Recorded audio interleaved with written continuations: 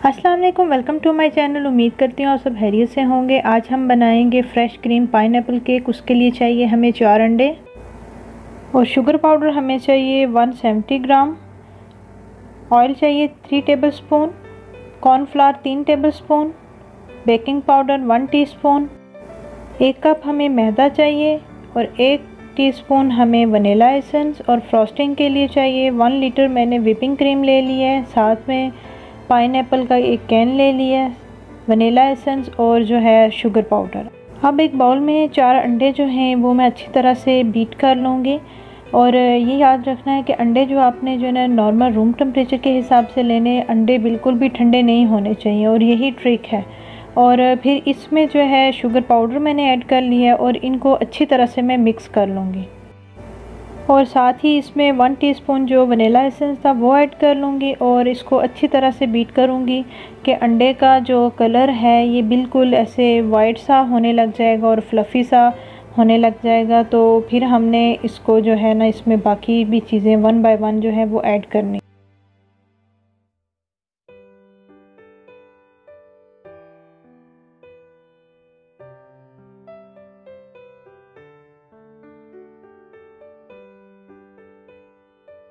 ही इसमें मैदा जो है ना थोड़ा थोड़ा करके मैंने मिक्स कर लिया है, एकदम से आपने मैदा इसमें नहीं ऐड करना। और साथ ही जो 1 टीस्पून बेकिंग पाउडर हमने लिया था वो भी मैंने इसमें ऐड कर लिया है।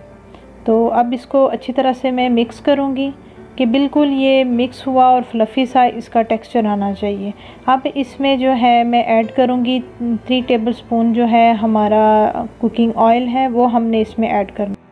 और साथ ही इसमें जो उबला हुआ पानी से गर्म पानी जो है ना 4 टेबल पानी जो है वो इसमें मैंने ऐड कर लिया और अच्छी तरह मिक्स कर लिया। इसमें मैदा, cornflour, baking powder, sugar, vanilla essence, oil, साथ में ये पानी वगैरह जो है ना ये मैंने ऐड करके इनको अच्छी तरह से मिक्स कर लूँगी।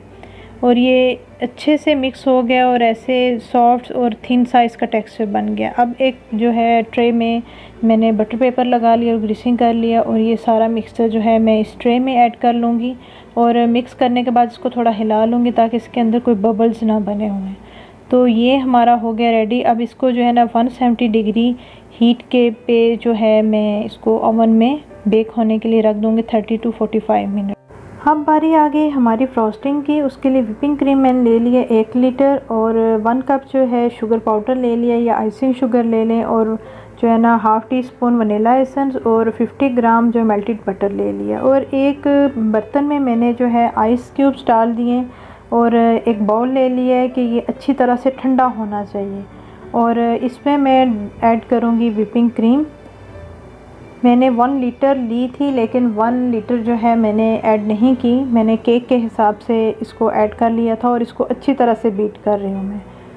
तो ये याद रखना है कि बर्तन जिसमें आप कर रहे हैं ना वो सही ठंडा होना चाहिए, क्योंकि जब तक ये सही ठंडा नहीं होगा तो हमारी जो फ्रॉस्टिंग है ना वो अच्छी से रेडी नहीं होगी। तो ये अब इसमें मैंने जो 1 कप जो है वो शुगर पाउडर ऐड कर लिया और इसको अच्छी तरह से बीट करते तो है। इसको इलेक्ट्रिक बीटर से भी बीट कर सकते हैं और जो है ना विस्क से भी आप अच्छी तरह से इसको कर सकते हैं। तो इसमें जो है मैं क्रीम और जो शुगर पाउडर है उसको अच्छी तरह से मिक्स करती रहूँगी और इसमें जो है half tea spoon vanilla essence वो भी ऐड कर लूँगी। अब आहिस्ता आहिस्ता जो व्हिपिंग क्रीम है उसका टेक्सचर चेंज होने लग गया। अब साथ ही इसमें 50 ग्राम जो मेल्टेड बटर लिया हुआ था वो ऐड कर लूँगी। तो बाद में इसको जो है मैंने एक दूसरे बर्तन में ट्रांसफ़र कर दिया था, क्योंकि मेरे माइंड में नहीं रहा कि जब भी आप फ्रॉस्टिंग बना रहे हो तो स्टील या सिल्वर के बर्तन में बनाएं, क्योंकि उसमें बहुत अच्छी सी बनती है। अब देखें मैं इसको अच्छी तरह से बीट किया है, थोड़ी थिन सी है और ये गिर रही है। अब देखें इसको और मैंने बीट किया तो देखें कि ये बिल्कुल विस्क से नीचे नहीं गिर रही। हमें यही टेक्सचर चाहिए कि जो भी हम शेप देना चाहें क्रीम हमारी वैसी ही रहे। और ये हमारी फ्रॉस्टिंग जो हो गई है रेडी। और साथ ही केक हमारा जो हो गया था बेक, मैंने इसको जो है ना 25 मिनट पे चेक कर लिया था और जो है ना टूथपिक के साथ जो है इसको मैं चेक कर रही हूँ। तो माशाल्लाह से हमारा केक जो है रेडी हो गए। इसको थोड़ा सा मैं ठंडा कर लूँगी और बटर पेपर हटा दूँगी, फिर उसके बाद जो है इसकी हम तैयारी करेंगे।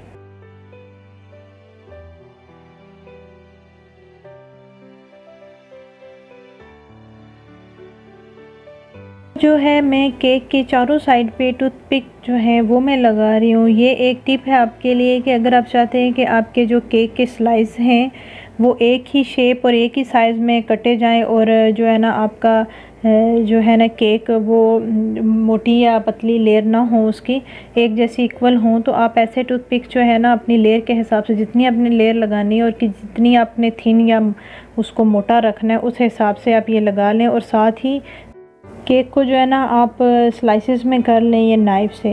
تو یہ یاد رکھنا ہے کہ کیک کو بہت زیادہ آپ نے ٹھنڈا بھی نہیں کرنا اور بہت زیادہ گرم بھی نہ ہو۔ گرم ہوگی تو آپ کی کریم جو ہے نا وہ اس پہ لگتے ساتھ ہی جو ہے نا میلٹ ہونا لگ جائے گی۔ تو یہ ہے کہ اس کو آپ نے ٹھنڈا کر لینا ہے، بالکل ہلکا سا وہ ہو۔ اب اس کے سلائسز میں نے کر لیے، اور ایک جو میں نے کین لے لیا پائن ایپل کا، اور ایک ٹرے میں جو ہے میں بٹر پیپر کو چاروں سائڈ سے ایسے کور کر لوں گی تاکہ جب میں ان پہ کیک کے اوپر فراسٹنگ اپلائی کروں تو ہماری جو پلیٹ ہے وہ بالکل نیٹ اینڈ کلین رہے، اس پہ کریم نہ لگے۔ تو یہ پائن ایپل کے جو ہیں میں نے 2 سلائس نکال لیے تھے، ان کو چھوٹا چھوٹا کاٹ لیا ہے اس کے جو ہے نا کیوبس کی شکل میں۔ اب جو پائن ایپل کا سرپ ہے اس کو اچھی طرح سے میں برش کے ساتھ لگاؤں گی، اور اچھا جتنا زیادہ یہ سرپ لگا ہوگا آپ کی فراسٹنگ اتنی اچھی اس پہ لگے گی، اور ساتھ میں کیک میں جو ہے نا پائن ایپل کا ٹیسٹ بھی اتنا ہی آئے گا۔ تو یہ میں نے جو ہے لیئر کے حساب سے لگا دی ہے۔ اب اس کے اوپر میں جو ہے یہ جو فراسٹنگ ہم نے ریڈی کی ہوئی تھی وہ اس پہ میں اپلائی کر دوں گی۔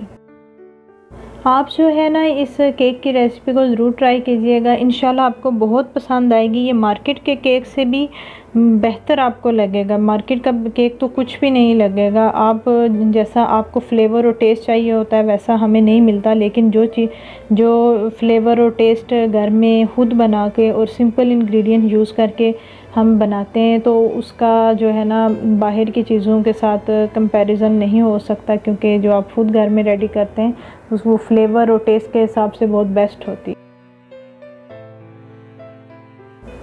اب ساتھ ہی میں نے پائن ایپل جو کیوبس کاٹے ہوئے تھے وہ اس پہ لگا دیے کریم پہ، اور دوسری جو کیک کی تھی سائڈ اس کو پھر دوبارہ سے میں نے جو پائن ایپل کا سرپ ہے وہ لگایا ہے، پھر اس کے اوپر میں لگا رہی ہوں سرپ اچھی طرح سے تاکہ وہ اندر تک جو ہے جائے اور کیک بالکل سافٹ ہو، اور کھانے میں بھی اس کا جو ہے پائن ایپل کا ٹیسٹ آنا چاہیے۔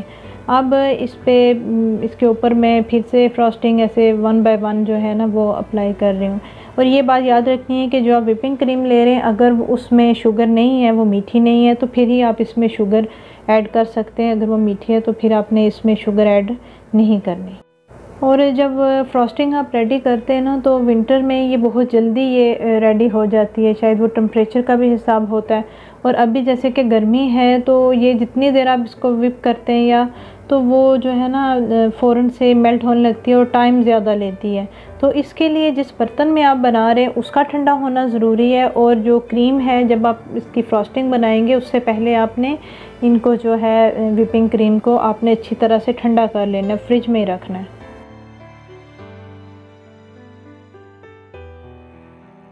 اب جی کیک کو جو ہے میں نے کریم لگا لی ہے اس کے چاروں سائڈ، اور اب اس کو جو ہے میں ایک شیپ دے رہی ہوں، نیٹ کر رہی ہوں۔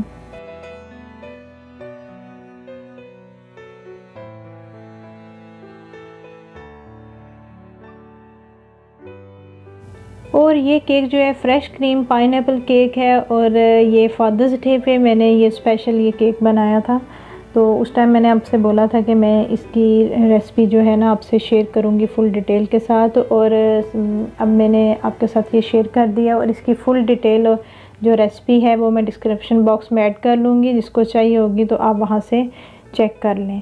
اور اگر آپ کو یہ ریسپی اچھی لگتی ہے تو پلیز لائک شیئر اور سبسکرائب ضرور کیجیے گا، اگر چینل پہ نئے ہیں تو کائنڈلی سبسکرائب ضرور کیجیے گا۔ تو ساتھ ہی یہ جو فراسٹنگ کی ہے ریسپی یہ بھی جو ہے نا میں یہ بھی سیپریٹ آپ سے شیئر کروں گی، وہ اسپیشل فراسٹنگ کے لیے کہ فراسٹنگ آپ گھر میں کیسے بنا سکتے ہیں ایزیلی اور بہت کوئک اور بہت کم انگریڈینٹ میں جو ہے نا آپ ایزیلی اس کو گھر میں آپ جو ہے اس کو بنا سکتے ہیں۔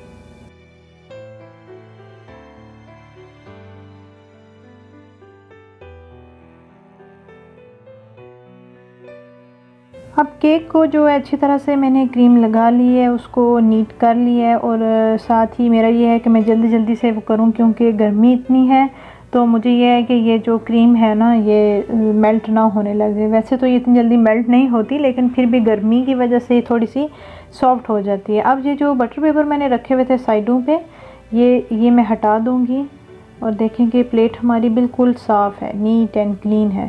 اب جو ہے پائپنگ بیگ میں نے جو ہے یہ فراسٹنگ کریم یہ میں نے ایڈ کر لی ہے، اور یہ کیک کے چاروں سائڈ میں یہ لگاؤں گی، اس کو جو ہے نا فنشنگ دینے کے لیے کہ نیٹ اور کلین سا یہ جو ہے نا اس کی فنشنگ ہو جائے۔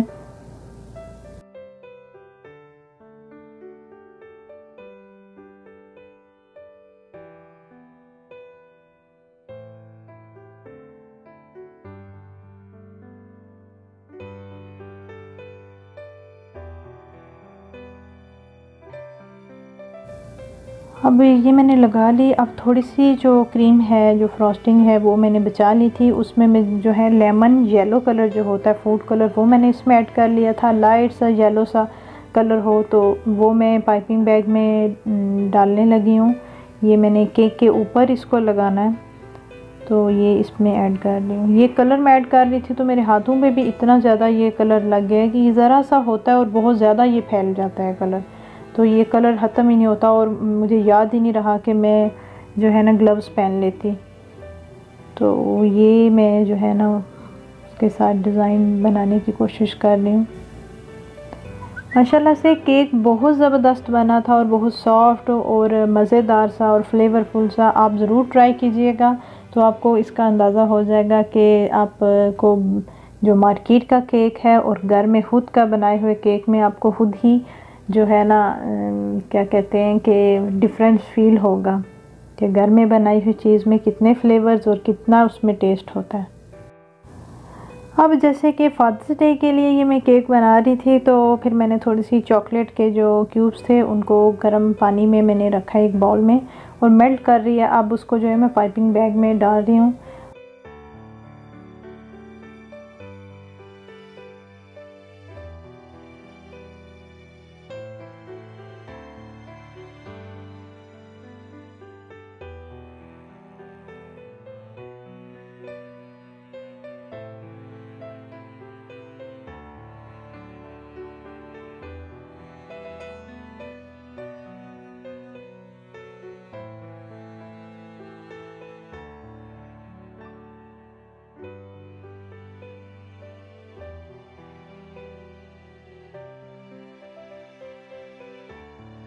اور یہ ہمارا مزیدار سا فریش کریم پائن ایپل کیک ہو گیا ہے ریڈی۔ تو اس کو آپ ضرور ٹرائی کیجئے گا، انشاءاللہ آپ کو بہت پسند آئے گی اس کی ریسپی، اور اس کی ریسپی میں ڈسکرپشن باکس میں ایڈ کر لوں گی۔ دعاؤں میں یاد رکھیے گا۔ اللہ تعالیٰ آپ سب کو اپنے حفظ و ایمان میں رکھے۔ اللہ تعالیٰ سب والدین کو سلامت رکھے، صحت و تندرستی والی لمبی زندگی عطا فرمائے، آمین ثم آمین۔ اور اللہ تعالیٰ سب بچوں کے سروں پہ ان کے ماں باپ کا سایہ سلامت رکھے، آمین ثم آمین۔ دعاؤں میں یاد رکھیے گا۔ تب تک کے لیے اللہ حافظ۔